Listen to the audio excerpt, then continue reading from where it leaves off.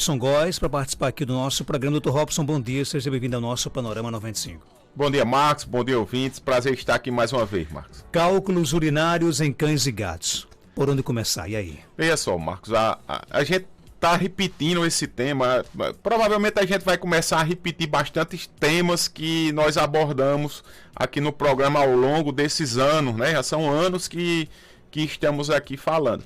E com esses casos que ocorrem corriqueiramente, né, na rotina clínica aparece bastante animais com urólitos, né, que seriam os cálculos aí formados no sistema urinário, né, desde o rim, ureter, bexiga, uretra, e trazemos essa informação para que as pessoas possam identificar ou conhecer ou saber como atuar quando existe a presença de formação desses cálculos, tá?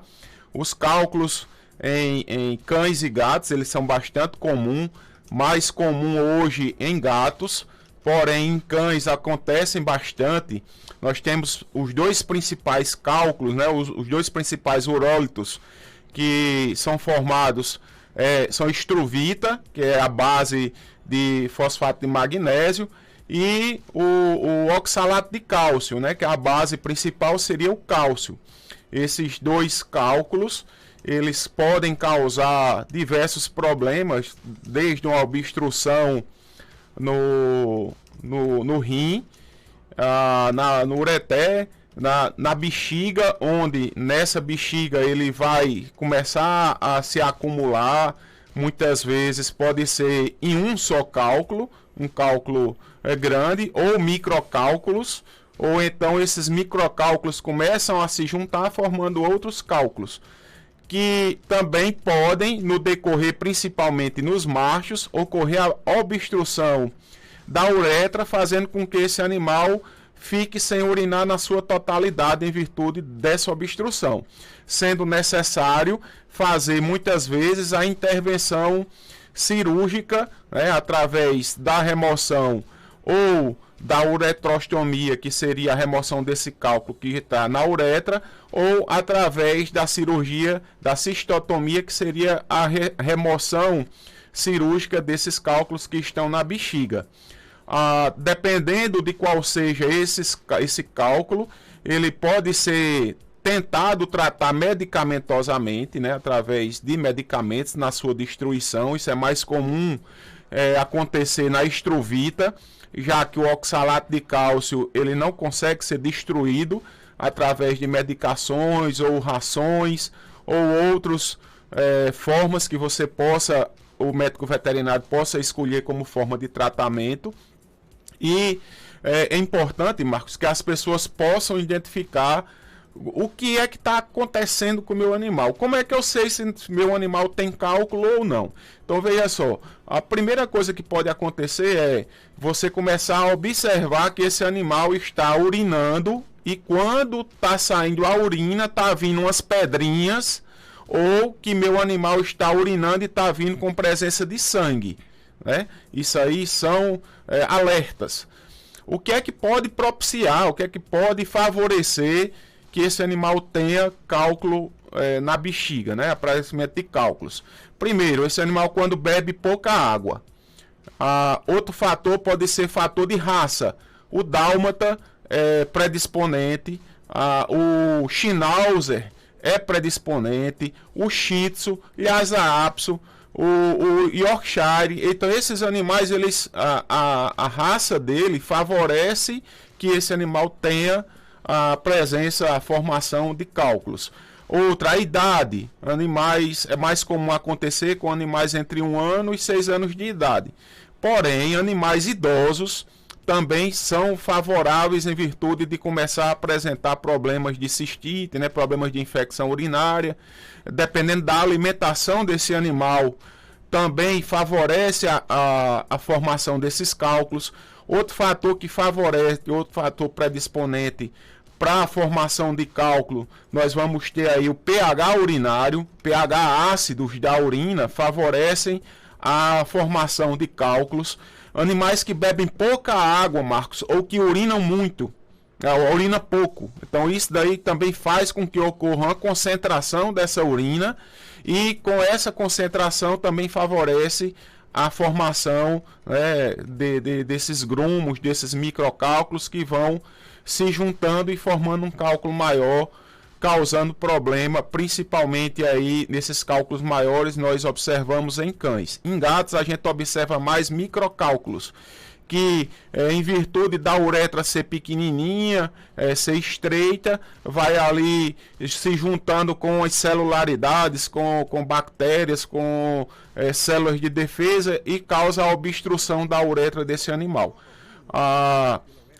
O importante identificou que esse animal está apresentando alguma característica urinária. O que devo fazer?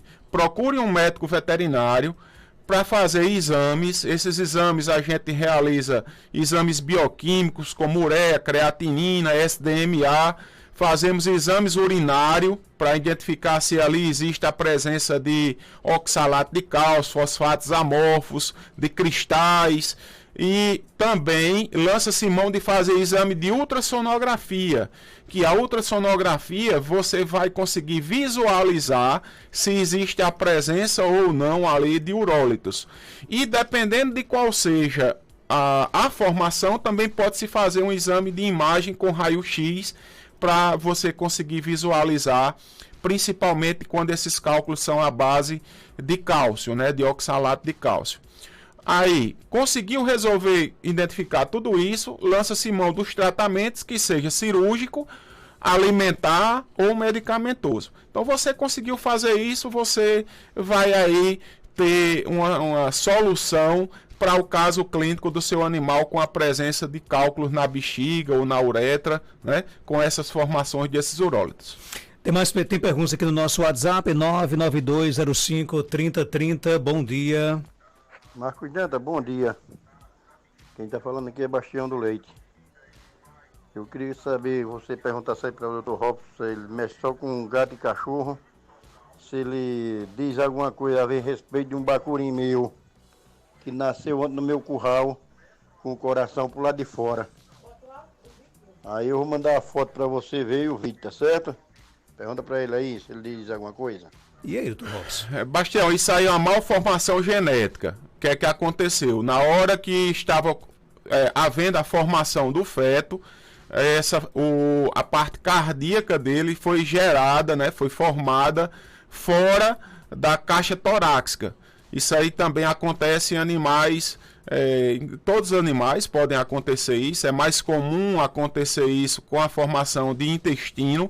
Coração foi a primeira vez que eu vi, mas isso aí pode ocorrer em questão de má formação genética. Agora, tem como resolver isso? Marcos, teria-se como resolver, isso aí também acontece no ser humano, são feitas cirurgias. Em animais, a questão da cirurgia, principalmente sendo malformação abdominal, que seria com o intestino exteriorizado, resolve-se cirurgicamente. Quando é na parte torácica, e principalmente quando envolve a parte cardíaca, iria ser necessário aí que esse animal fosse operado, entubado, né, com respiração mecânica, para que quando você abrisse a caixa torácica, o pulmão não colabasse, o pulmão não fechasse, né, porque a pressão torácica, ela tem uma pressão negativa para o pulmão poder expandir e encher de ar na inspiração e na expiração ele secar. Quando você abre a caixa torácica, que passa a ter uma pressão positiva, o pulmão ele fecha, causando aí a morte de um animal por uma parada cardiorrespiratória, né? No caso vai ser por uma hipóxia, em virtude do pulmão ter colabado. Então, por isso que teria de ser feito com uma respiração mecânica, e fica muito difícil você, em um suíno, né, em uma porca, você ter um aparato de uma anestesia inalatória, de ter um aparato de um cirurgião torácico, mas que são cirurgias, sim, realizáveis na medicina veterinária sem menor problema. Bom dia, minha porca pariu 10 bacurins, né? que cuidado eu tenho que ter com eles, mãe de primeira viagem? Primeira coisa que você tem de ter cuidado em suíno, em porca, é o esmagamento. Por incrível que pareça, Marca, a maioria dos óbitos que existem em leitão, eles são por esmagamento. A mãe, quando vai se deitar, se deita por cima do leitão e mata. É um peso, né? É um peso porque ela se joga. A porca, ela quando vai se deitar, ela se joga nitidamente. Então, a maioria dos óbitos de leitão são por esmagamento.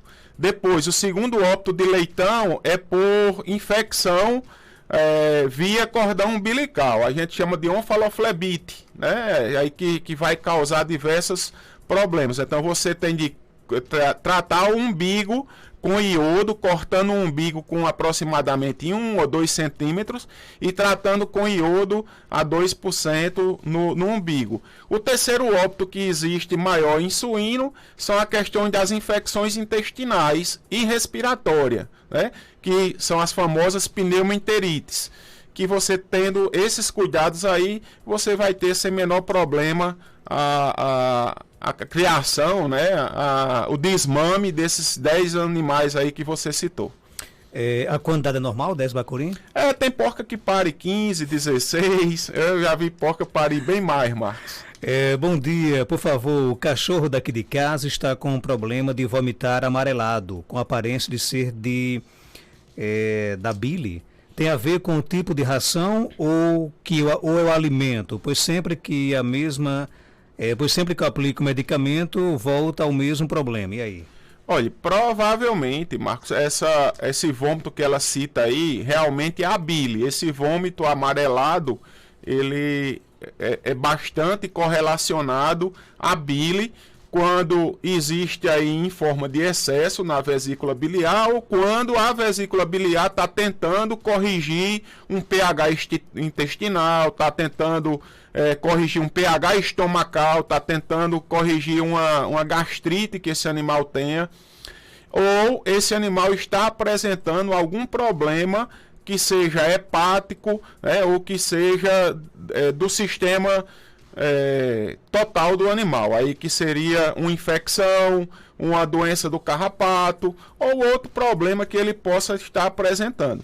Nessas situações é interessante que a senhora procure um médico veterinário para que ele possa fazer hemograma, exames bioquímicos, se necessário fazer um exame de ultrassonografia para verificar o que é que está acontecendo com esse rim ou com essa vesícula biliar, se pode ter ali a presença na vesícula biliar de lama biliar, né, de algum urólito, de um cálculo na vesícula biliar, para que você possa fechar o diagnóstico e fazer o tratamento adequado.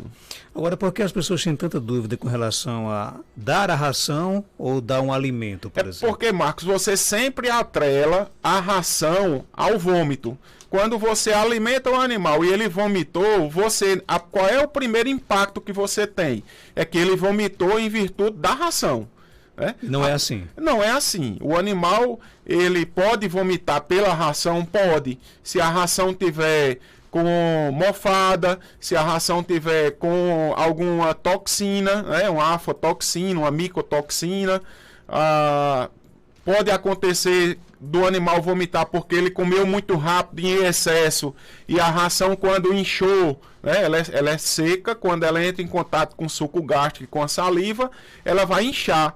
E por ele ter comido demais, o estômago não pôde absorver e ele eliminou uma parte da ração que inchou. Então tem vários fatores que estão correlacionados.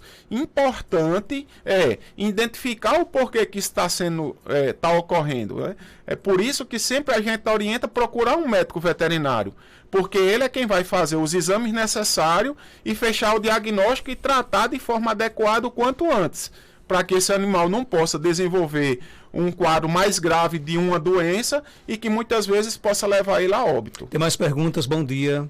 Bom dia. Gostaria de saber se dá gripe em gatos, porque aqui em casa tem um bocado de gato que soltaram e eu coloco comer para eles, só que tem uns que tosse e tipo espirra um catarro para fora. Ela complementa, o gato gripa e se pode pegar na pessoa também? Olha, o gato gripa, gripa sim, é bastante comum, principalmente nesse período agora, Marcos, está muito problemático essa parte de gripe em gatos. Tá? Outra coisa que ela pergunta é se pode pegar no ser humano. Existe algumas doenças que fazem parte do complexo respiratório felino, tá? Que são justamente essas doenças. Aí nós podemos citar calicivirose, micoplasmose, a própria FeLV, que seria a leucemia viral felina, e a clamídia, né? Então a clamídia ela é uma doença que pode ser transmitida para o ser humano. Por isso que é importante você ter os cuidados. Ela é uma doença altamente transmissível de gato para gato, e que se o ser humano não tiver cuidado e for a presença, por exemplo, de clamídia, ele pode pegar essa doença sim de um felino. E o contrário, a gripe do ser humano passa para o gato, para o animal? Aí, se for uma clamídia, ou se o ser humano tiver com a clamídia, também pode transmitir para o gato, sem problema. Agora, outras gripes de ser humano, elas não são transmitidas para gato, né? Teria de ser essa zoonose, que seria a clamídia, que ela pode ser transmitida do gato para o ser humano, como também do ser humano para o gato. Agora, como identificar? Ela citou aqui que o gatinho dela tosse. A tosse já seria um sintoma da gripe, por exemplo? Ah, sim. Olha, sintomas de gripe. Espirro é sintoma de gripe. Secreção nasal pode ser sintoma de gripe. A tosse pode ser sintoma de gripe. Então, esses fatores aí, os olhos fechados com secreção, pode também, é uma conjuntivite, mas pode também fazer parte do complexo respiratório felino. Então, todos esses fatores aí, eles são correlacionados. O ouvinte pergunta aqui sobre a quantidade ideal para deixar de ração para o animal durante o fim de semana em que eles vão viajar. Você vai ter de observar qual a alimentação você tem em casa.